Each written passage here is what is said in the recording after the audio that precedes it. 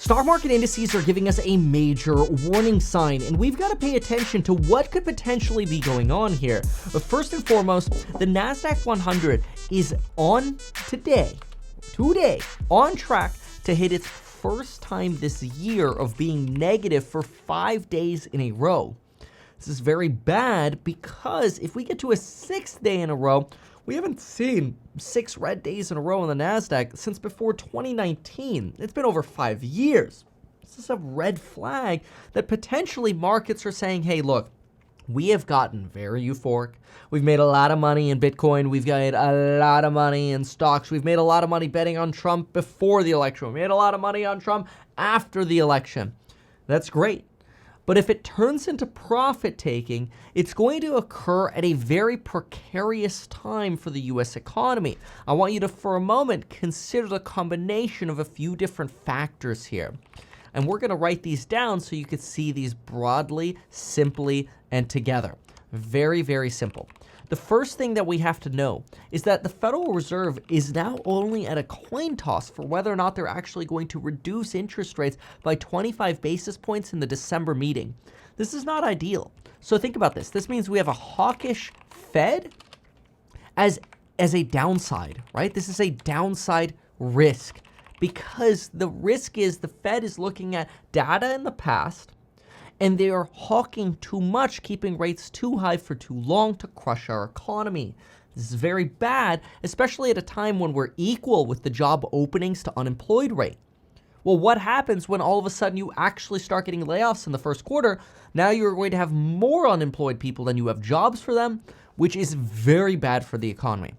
Add to that the level of 27 weeks unemployed skyrocketing, which is very recessionary, temporary job hires plummeting, and some of the job openings that we think are open might not actually be open, mostly because companies don't have to hire as much now. We got AI to help us. AI doesn't replace everyone, but it's certainly at the margin probably going to affect at least 10 to 15% of jobs out there, and that's scary. So hawkish Fed is what we have right now, and then we also have hawkish yields, which creates a downside risk. This creates pain onto the economy because you're increasing the cost to borrow for machinery, for houses, for equipment, for autos. Now, the auto companies are buying down interest rates, leading to a beat on retail sales for October thanks to autos. But that all goes into EPS. Somebody is paying for that. So you got hawkish Fed, hawkish yields. But on top of that, you have a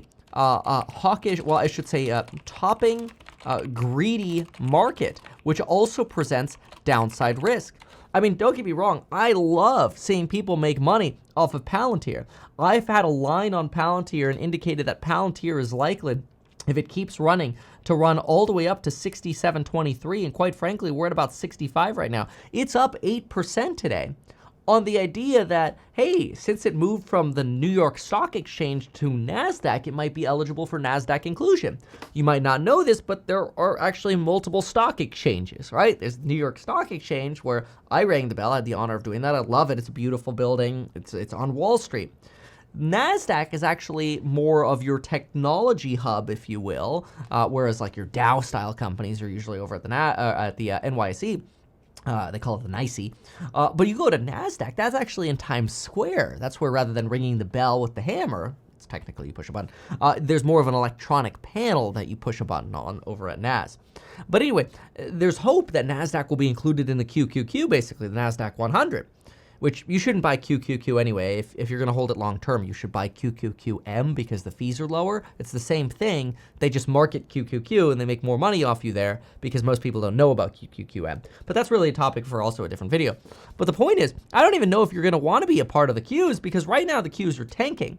That's because Apple, Microsoft, and Google and Meta have all topped out since the summer, and they're either trading sideways or down. So your mega caps are rotating down. And the risk here is, to the downside, that you are seeing very few companies actually keep this market propped up.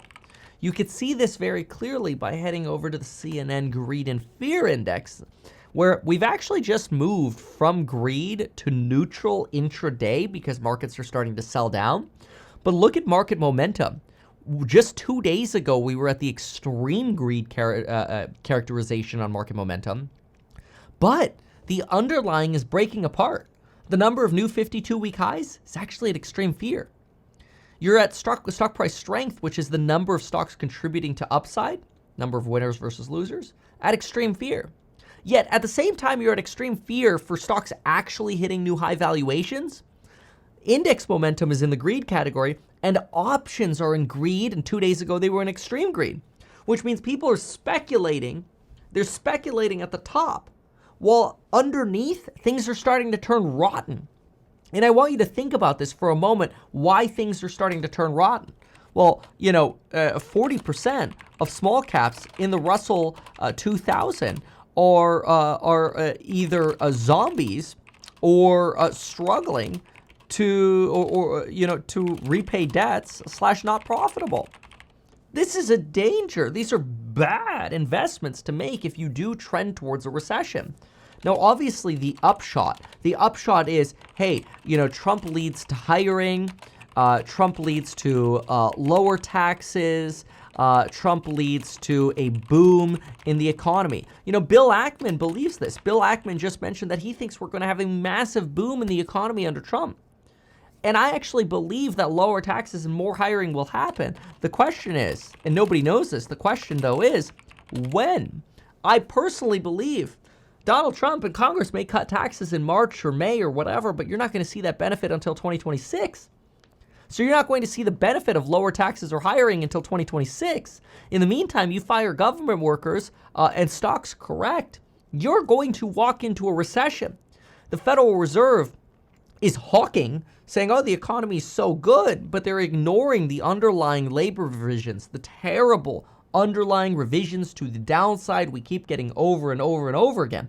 And so the indicators that are telling them things are problematic, they're ignoring, and they're picking up on, little volatile signs like retail sales, which are a super lagging indicator, or little increases, which is normal, little fluctuations in CPI and PPI, and suggesting, maybe we need to slow down. A hawkish Fed is a downside risk. Yields at highs that we haven't seen since the beginning of the year, about April, when people were worried about a second wave of inflation, which is not happening. Supply chains have expanded so much. Supply chains are so loose right now. We could, quite frankly, please give us more demand for our manufacturers and our companies, because our capabilities of logistically supplying products and goods and services right now are so expanded. Businesses are like, please, I am ready for more business. I went through the COVID boom. I was not ready for that much business. Now I'm ready for more business, but I'm not getting more business. That leads to declining prices, which is deflationary, which is actually good in the long term because prices come down, but it's bad when your wages deflate.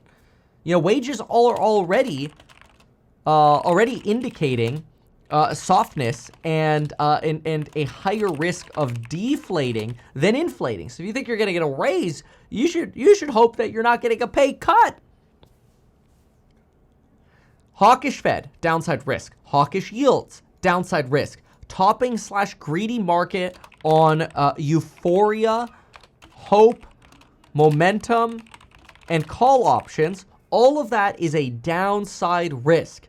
Zombies in small caps, downside risk. Wages indicating softness, downside risk. A massive lack of pricing power at big companies. That is a downside risk. I'm trying to look ahead personally over the next 12 to 18 months. What do I think has the greatest pricing power? This is IMO, not personalized advice, obviously. But I think the greatest PP over the next 12 to 18 months, which I personally think we should be looking ahead in investments, not backwards. I think, frankly, because we're likely to head towards a recession, because the Fed's overdoing their tightness here, we're going to start getting emergency cuts next year, my take. Just like in 2008, by the way. 2007, they cut by 50 basis points. Everybody cheered soft landing. Markets rallied to all-time new highs. Massive euphoria in markets. Yay, Fed stuck the soft landing. Small caps rally. Everything's great. By January, what do they do by January? 75 basis point emergency cut because things are starting to go boopy-doopy. It's not good. Look at the lead up in the Japanese yen, by the way. This is another one that should scare you a little bit. Have you seen what's been going on? Just go 1 USD to JPY, okay? I'll show you in just a moment. But what I do want to quickly also show you, if you haven't seen it yet, is this morning, I actually posted that I thought Tesla was going to go to retest a 318. You know, it opened at like 313 this morning. So my take right here was, absent big red at open, which we didn't get big red at open. We got like sort of a slow decline. But absent big red at open, I think Tesla will retest 318.62. And folks, you can't make this up. You literally cannot make it up. Look at the lines. At the open, we started running to 318. We lost it. We came down. We went right to 318, consolidated around 318, tried to break out, couldn't. Fell. We bounced at, this is a trend line. I'm going to shout out a course member, or I'm pretty sure it was a course member, or maybe somebody in the Market Open Live. But anyway, this is actually a trend line where you take October 20th, and I think it's September 30th. It's technically a diagonal line, but on the day it looks flat. It actually created a floor, and then we went right back to the 318.62 line. So I gave this alpha. This is alpha, in my opinion. I gave this for free in the alpha report. You could get this by going to meetkevin.com/alpha. Literally free. Meetkevin.com/alpha. If you're an international person, make sure you click the little gray link under the yellow bar, right? You can see that right here. Outside US or Canada, click here. Otherwise, if you're in the US or Canada, click here. We'll text you the report. We'll email you the report. I have to pay money every single day to send this report out for text, but it's so valuable, and I want to give you this value that I think this is a good. And I'm a big fan of providing value. I think that's why we exist in life. We don't exist to make money. We exist to provide value for our families, for the people around us, for our neighborhoods, for our communities. And you are my community. Thank you so much. I really appreciate you all. So, back to bearishness. Not personalized advice, the best pricing power, and then we had to talk JPY, over the next 12 to 18 months. My opinion, I know this sounds like I'm going fully like tard here, okay? I get it. But again, I may be early. I may come early often. But I think I come strong with my ideas and plans, okay? I think I may be early, but I think I'm right. 20-year treasuries, moonshot, over the next 12 to 18, and mortgage companies. Most boring investments ever. Most boring investments ever. But these win in recessionary environments, in my opinion. My take. Obviously, you could have liquidity issues, and people might have to sell their bonds or sell mortgage stocks or whatever because they need the liquidity or whatever. I don't know. I don't know with guarantees what's going to happen, but let's now look at 1 USD to JPY. What does that look like? It looks like a little poopy doopy doo. It doesn't look very good. All right, 1 USD to JPY. All right, let's go out to the 1 year. All right. Do you see this rise in the JPY right here? Or sorry, the USD to the JPY? When was the last time this peaked out? The last time this peaked out was right here. To the day. The peak was July 10th. To the day, my friends. What did July 10th symbolize in America? The top of the frickin' market. Look at anything. Qs, SPY, Russell. Now, we've gone back to some of those levels. Same thing here. The JPY, USD to JPY has done that as well. But that was indicative of a top, not a time to buy. So this is a risk factor, again, of a topping market. You know, don't add to this, obviously, the euro crisis and potential recession, which contributes to potentially lower trade and lower U.S. GDP. You know, I made a video on this. Actually, another video that I encourage you to watch is just search Meet Kevin, Germany crisis. I just posted one a couple days ago. Highly encourage you to watch that. Also type Meet Kevin 10 investments in recession. You know, we talk robotics. We talk a lot of different things over here. I think it's a very, very good video. And everybody should watch it. But my take is that the things that are stacking up bearishly are becoming so enumerated while at the same time you have a Federal Reserve that's like, oh no, everything's bullish, everything's fine. Part of me thinks they're trying to self-fulfill that everything is fine and everything is not fine, which I hate suggesting because I think he's probably a nice person. I hate suggesting that Powell may be trying to lie to us to manipulate markets to keep things well. I don't know if that's me trying to like, you know, is this trying to like play into a confirmation bias or whatever? Maybe. So you have to take this all with a grain of salt. That's why I say it could be wrong. But I need you to remember this too. When, let's write this down. When the market crashes, we tend to lose jobs. Okay? And this is when the stock market crashes. We tend to lose jobs. Watch this. When the market rallies, we tend not to gain jobs, which is bad because we need jobs to sustain this economy that we're in. So this isn't great.